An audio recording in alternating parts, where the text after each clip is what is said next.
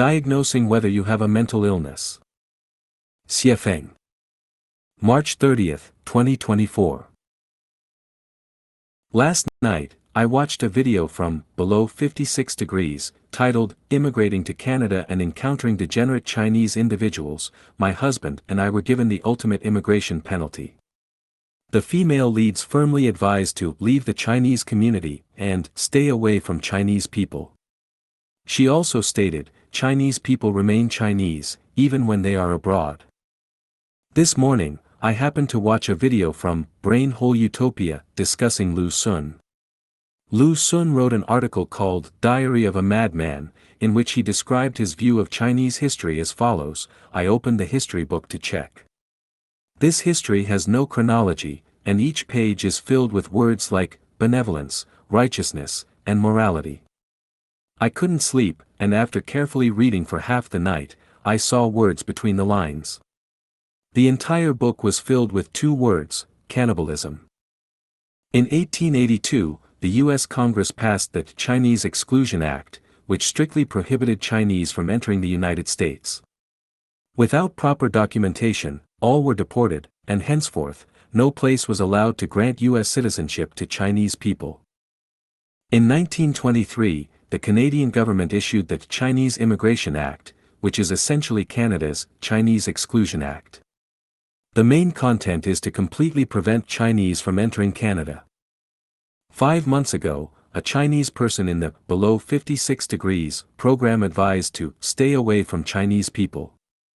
Lu Sun discovered that Chinese history is a history of cannibalism. Both the United States and Canada have enacted laws to resolutely prevent Chinese from entering their countries. I am not discussing the right or wrong of these views, I am just thinking. Regardless of whether the criticism and condemnation of others are correct, self-reflection is always beneficial.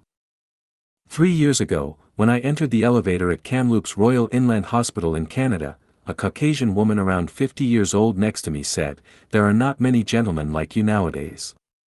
Why did she call me a gentleman? Because when I entered the elevator, I simply bowed slightly, placed my left hand on my chest, and extended my right hand in a "please go first" gesture. Now, let's diagnose ourselves to see if we have a mental illness. If one's mental state exhibits one or several of the following phenomena, it indicates that one has a mental illness.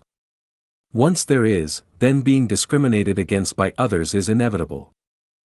Feeling superior or inferior in one's heart. Feeling secretly happy when seeing others suffer, sin, be abused, and die.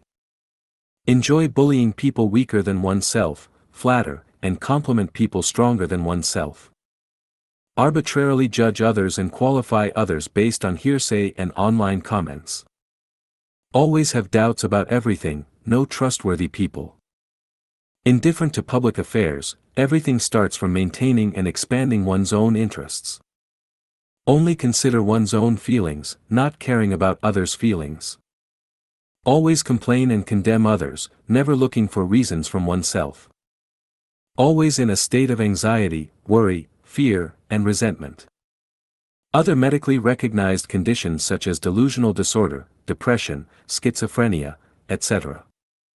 If you exhibit any of the above 10 items, be careful, because you may have a mental illness. If you exhibit many items, it indicates that the mental illness is severe and requires treatment.